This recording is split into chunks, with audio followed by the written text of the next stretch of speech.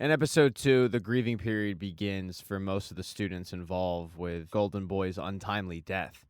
But inside the university, there's an emergency board meeting to deal with it.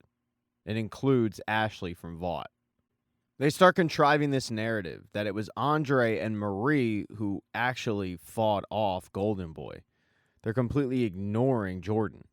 The reason they're not including Jordan in this is because a bi-gender Asian doesn't exactly sell in Southern America. They also plan on using this to their advantage by holding a Brink Gala, which will hopefully bring a whole lot of money into the university. Right before she hangs up, Ashley asks Indira if she could hop off speakerphone, and she just asks simply, "Does this have to do with the woods?"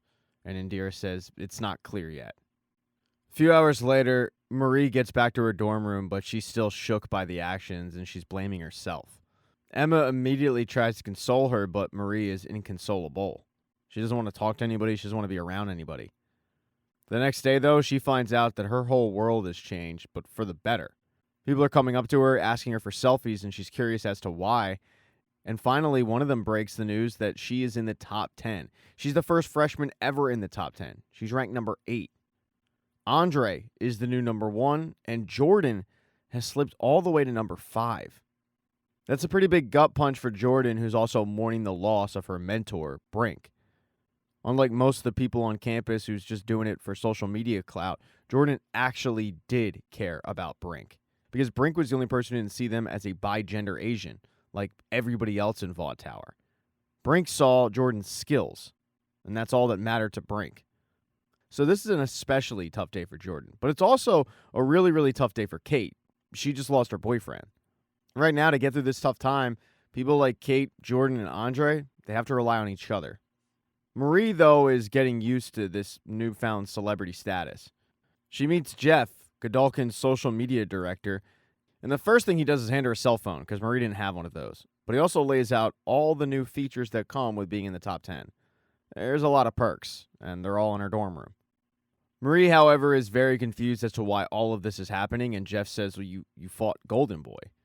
And Marie corrects him and says, "No, I didn't." But Jeff says, "Oh, that's cute. It's humble. Yeah, people love humble. Keep being humble. But come on, follow me. We have somewhere to be." The two are heading off to a photo shoot where Andre is already there with his dad. His dad is a famous alumni at Godolkin. Andre, being a second generation and also being the number 1 ranked student, is a big deal to Andre's dad, who, by the way, goes by the name Pilardi. And Pilardi is way more excited about Andre being number 1 than Andre is, because Andre is still shook by something that Luke said to him right before he went up to the sky. He said, "Your dad has it." And Andre just doesn't know what that means. He tries to ask his dad, "Hey, did Luke say anything or give anything to you?" But his dad is just as confused as Andre is.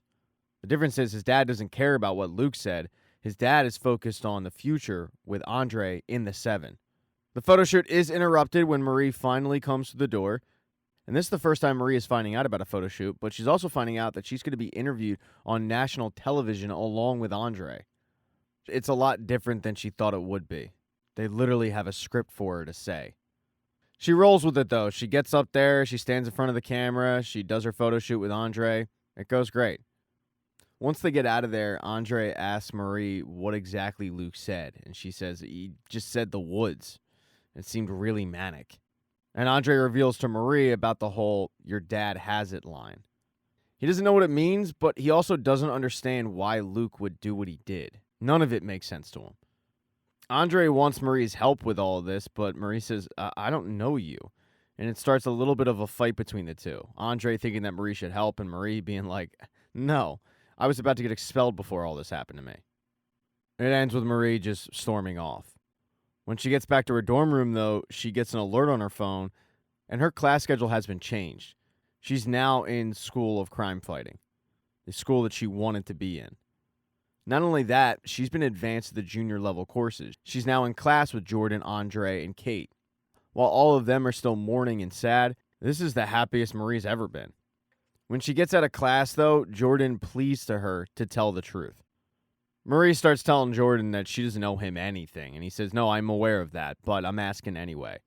When you get interviewed, please, just say what actually happened." You're live on camera. Whatever story you tell them, they have to run with. It gives Marie a lot to think about. Marie getting into crime fighting, though, it means that she doesn't attend the Intro to Auditions class in the theater program. And that was a class she would have had with Emma.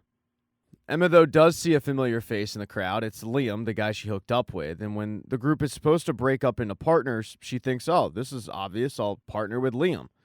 She finds out that Liam has moved on to other interests. Emma ends up partnering with Justine. She was the really, really popular girl at the table that day, the one that had been to a bunch of auditions and been in a bunch of things. She's kind of like the queen bee. And not only does Emma partner with Justine, but Justine comes to Emma's defense with the whole Liam situation because she's known Liam for a while, and she figured something like this might happen. When they get back to Emma's dorm room, they start discussing what scene of a movie they want to reenact. And Emma is picking a bunch of movies with a big person and a really, really small person because that's her superpower. And Justine says, I didn't pick you because of that. I picked you to learn from. You've got 1 million followers on YouTube. I can barely crack 10,000. I myself have been typecast. I'm not going to do that to you. They then start getting into the process of Emma shrinking down. Emma doesn't tell a lot of people this, but she tells Justine that in order to do it, she has to throw up. Every time she throws up, she gets a little bit smaller. She's starting to lose the enamel on her teeth. It's not a fun thing to do for her. Unfortunately, a few hours later, Emma finds out that that was a mistake because Justine uploaded a video on her YouTube channel telling everybody about Emma's secret. She does so with this facade of female empowerment and not giving in to society's definition of beauty. But now the whole school knows Emma's secret, and she's furious. When she goes and approaches Justine about this, Justine plays dumb, saying, what, that was a secret? I had no idea. Emma, though, is devastated. In that moment, Emma could really use her roommate, but Marie is busy with the dean. The dean wanted to meet with her after everything that happened and get to know her. And the first thing she tells her is, before I was a dean, I was actually a behavioral psychologist. Marie, though, is not interested in discussing her life with Godolkin's version of Dr. Phil, but the dean persists. She asks Marie, why do you even want to be a superhero? And Marie says, it's my sister. She got adopted, I don't know where. I've been looking for her, and maybe with enough money I can find her. Maybe we can be a family again. When they wrap up, the dean looks at Marie and says, I like you, I just want to help you, and then sends Marie on her way. But then the dean goes down to the basement to check on the kids in the woods. And one of those kids is Sam, Luke's brother, who's undergoing some kind of procedure, and she just reminds him that every time he tries to leave, he only hurts himself. Now, two people that are trying to get to the bottom of what happened to Sam's brother are Andre and Kate. They head over to Luke's dorm room, but all they find is that it's been absolutely cleaned out and smells like disinfectant. It's really weird. As they walk through the quad trying to figure out what it all means, Andre has a eureka moment. When Luke said, your dad has it, he didn't actually mean Andre's physical dad. He meant the statue of Andre's dad that's at Godolkin University. Using his power, Andre creates a hole in the statue, and sure enough, there's a cell phone hidden inside. When they get back to the dorm room, they look at the cell phone, and there's a video from Luke. Luke acknowledges that if anyone else is watching this, then crap hit the fan. He starts telling who's ever watching that there is a place underneath the school they call the Woods. It's like a messed up hospital. His brother, who reportedly committed suicide, is there. He's not dead. They did stuff to him, and they did stuff to Luke. And Brink was a part of it. He made this message right before he went in to talk to Brink because he was going to demand his brother back, but obviously that didn't happen. This is a lot for Andre to take in. And he doesn't even really have time to process it because he has to get to the interview. On his way there, though, curiosity gets the best of him. He walks right by where his friend died, and he decides to make a little pit stop into Brink's office. Using his powers, he's able to open up Brink's laptop, and sure enough, there is a file on Sam, Luke's brother, and it even gives a location of where Sam is. Turns out everything Luke said checks out. Andre is almost caught by a bunch of soldiers with guns, but it turns out they weren't looking for Andre. They were just showing up to take the hard drive. As Andre was trying to sneak out of the building, he has to stop on the stairwell because he hears the soldiers turn back when a janitor runs into them. And Andre is shocked because these guys killed the janitor. Andre then actually is caught, but luckily it's Kate who saves him using her powers. Although Kate is absolutely spent and she collapses into Andre's arms because she's having a seizure. Now, this whole time, Andre's dad was trying frantically to get in touch with him, but no luck. That means that they had to do the interview with just Marie. And Marie was planning on telling the truth, saying how Jordan was involved.